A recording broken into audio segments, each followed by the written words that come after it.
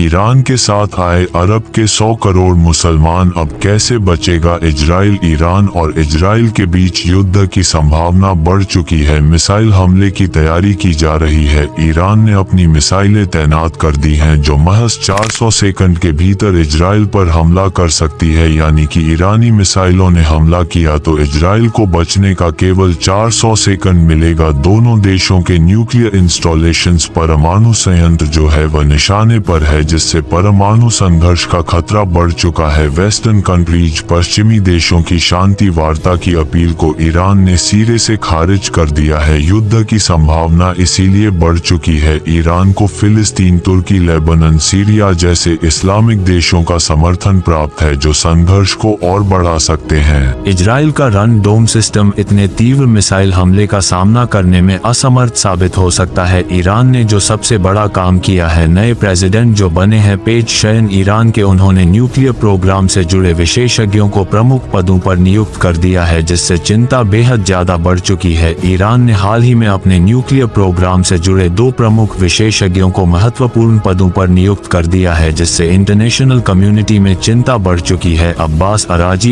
अराजी को ईरान का नया विदेश मंत्री नियुक्त किया गया है। अराजी ने ईरान के न्यूक्लियर प्रोग्राम में एक महत्वपूर्ण भूमिका निभाई है और वे इसके तकनीकी और रणनीतिक पहलुओं से पूरी तरह परिचित है। उनकी नियुक्ति से संकेत मिलता है ईरान अपने न्यूक्लियर प्रोग्राम को आक्रामक तरीके से आगे बढ़ाने की योजना बना चुका है। अब्बास अराजी के पास न्यूक्लियर प्रोग्राम के भीतर की गहरी जानकारी और अनुभव एक्सपीरियंस है, जिससे यह अनुमान लगाया जा रहा है कि वे ईरान की विदेश नीति में न्यूक्लियर मुद्दों को प्रमुखता देने वाले हैं। ये स्थिति इजराइल और अन्य पश्चिमी देशों के लिए चिंताजनक है, क्योंकि एक क्षेत्र में न्यूक्लियर टकराव की संभावना को बढ़ा सकता है। दूसरा नाम है मोहम्मद इस्लामी को ईरान के न्यूक्लियर प्रोग्राम का चीफ नियुक्त कर दिया गया है। उनका कार्यकाल समाप्त होने वाला था, लेकिन इसे बढ़ा दिया गया है। इस्लामी ईरान के न्यूक्लियर प्रोग्राम के हर पहलू से गहराई से जुड़े हुए हैं और उनके पास इस प्रोग्राम की डिटेल इंफॉर्मेशन है। उनकी नियुक्ति ये दर्शाती है कि ईरान अपने परमाणु कार्यक्रम को मजबूत करने के लिए पूरी तरह प्रतिबद्ध है। इस्लामी की विशेषज्ञता और उनके पद की पुष्टि से स्पष्ट होता है कि ईरान अपने परमाणु क्षमताओं को बढ़ाने की कोशिश कर रहा है, जिससे यह क्षेत्र और भी ज्यादा अनस्टेबल, अस्थिर हो सकता है। देखिए दोस्तों, ईरान और इजराइल के बीच में जो तनातनी चल रही है, ईरान जो धमकी दे रहा है इजराइल से बदला लेने का, उसके बाद पूरा मिडिल ईस्ट तो फाड़ हो चुका है, जहां पर बड़े सारे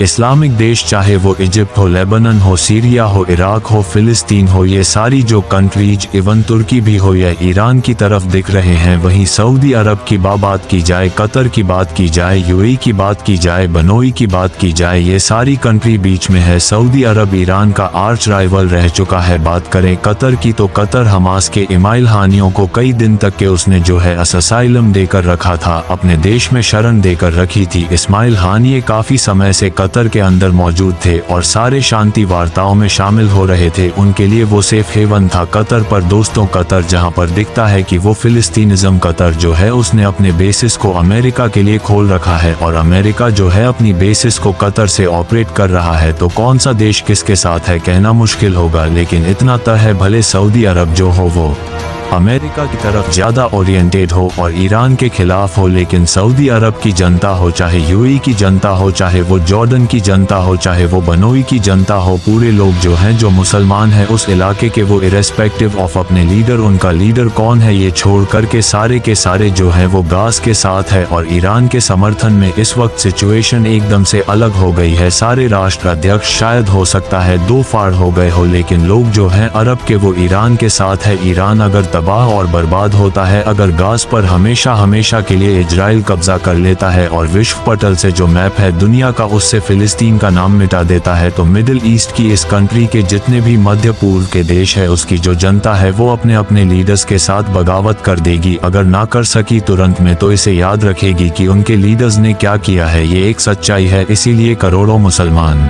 इस वक्त खिलाफ के साथ अगर हम इस बात को अंडरमाइन करेंगे, अगर हम इस बात को अंडरमाइन करेंगे तो ये हमारी बहुत बड़ी भूल होगी, बहुत बड़ी गलती होगी। देखिए, ईरान लंबे समय से इजराइल के लिए परेशानी का सबब रहा है। लंबे समय से इजराइल के लिए परेशानी का सबब रहा है। पूरे क्षेत्र में जितने भी एक्सट्रीमिस्ट ग्रुप्स थे उनका समर्थन करता रहा है। हालांकि हाल की घटनाओं से पता चलता है कि तेहरान अब केवल प्रॉक्सी युद्धों से संतुष्ट नहीं है। रिपोर्ट्स के अनुसार ईरान ने अपनी मिसाइलों को हाई अलर्ट पर रखा है, जो मिनटों में इजराइल पर हमला कर सकती है। सवाल यह नहीं है कि यह तनाव खुले संघर्ष में कब बदलेगा, बल्कि यह है कि जब ये बदलेगा तब क्या होगा। ईरान की रेवोल्यूशन गार्ड लगातार अपनी मिसाइल क्षमताओं को अपग्रेड कर रही है। रिपोर्ट्स में दावा किया गया है कि इनमें से कुछ मिसाइलें सिर्फ 400 सेकंड में इजरायली लक्ष्यों को भेज सकती हैं। और यह जो इंफॉर्मेशन है ये काफी डरावनी है। ईरान और इजराइल दोनों के परमाणु संयंत्र हाई अलर्ट पर हैं। किसी भी गलतफहमी से केवल मिडिल ईस्ट बल्कि पूरी दुनिया के लिए जो परिणाम है विनाशकारी साबित हो सकते हैं। देखिए, इस पूरे कॉन्फ्लिक्ट में ईरान सबसे आगे खड़ा है, अग्रिम पंक्ति में। लेकिन अकेला नहीं, कई मुस्लिम बहुल देश इजराइल की नीतियों और कार्यों से असंतुष्ट है। ईरान के साथ खड़े हो रहे हैं। इस गठबंधन में तुर्की, लेबनान और यहाँ तक कि रूस और चीन जैसी बड़ी ताकतें भी शामिल हो सकती हैं। अगर संघर्ष बढ़ता चला जाता है तब तुर्की के राष्ट्रपति एर्दोगन के नेतृत्व में विशेष रूप से फिलिस्तीनी कारणों का समर्थन करने में इजराइल के खिलाफ अधिक आक्रामक रूप अपना रहा है। लेबनान जहाँ हिजबुल्लाह एक प्रमुख खिलाड़ी इजराइल का पुराना दुश्मन रहा है और उत्तर में नॉर्थ में एक और मोर्चा खोल सकता है। हालांकि ये देश मुस्लिम बहुल नहीं है। हम बात कर रहे हैं रशिया और चाइना की, लेकिन इनका इस क्षेत्र में स्ट्रेटेजिक इंटरेस्ट है, रणनीतिक हित है। उनका समर्थन भले ही गुप्त हो, लेकिन उनका समर्थन ही इजराइल के खिलाफ पूरे बैलेंस को बिगाड़ सकता है। इजराइल के पास अपने बचाव के उपाय भी हैं। इजराइल के पास गेम चेंजर साबित हुआ है, जिसने इजराइल के कई शहरों पर दागे गए अनगिनत मिसाइलों को रोका है। हालांकि ईरान के हमले की मात्रा, उसकी जो क्वांटिटी होगी, हमास और हिजबुल्लाह के रॉकेट के साथ अगर मिलाकर देखा जाए तो इस अत्याधुनिक प्रणाली को भी पीछे छोड़ सकती है। आयरन डोम फेल हो सकता है, इसके बहुत ज्यादा चांसेस है। इसकी सफलता के बावजूद आयरन डोम की अपनी खुद की सीमाएं हैं। रिपोर्ट्स के अनुसार जो मिसाइल हमला अगर होता है एक साथ मिलकर के सारी कंट्रीज करती हैं ईरान के साथ, तो इजराइल की जो डिफेंसिव कैपेबिलिटीज है, उसकी जो रक्षात्मक क्षमताएं हैं, वो पूरी तरीके से छिन्न भिन्न हो सकती हैं, टुकड़े टुकड़े हो सकती हैं। और इजराइल के महत्वपूर्ण इंफ्रास्ट्रक्चर पर, खासकर मिलिट्री इंस्टॉलेशंस पर बहुत बड़ा खतरा मंडरा सकता है। इजराइल के मिलिट्री जो उसके रूल्स हैं उसके हिसाब से जो प्रीम्प्टिव स्ट्राइक है ये हमेशा से रही उसके पास में, यानी इजराइल के खिलाफ अगर कोई तैयारी कर रहा है, प्लानिंग कर रहा है, प्लॉटिंग कर रहा है, तो भी इजराइल उसके ऊपर हमला कर देता है। वो इंतजार नहीं करता कि मुझ पर हमला करेगा तब जाकर हम जवाबी कार्रवाई करेंगे। तो हमेशा से इजराइल का जो तरीका रहा है वो प्री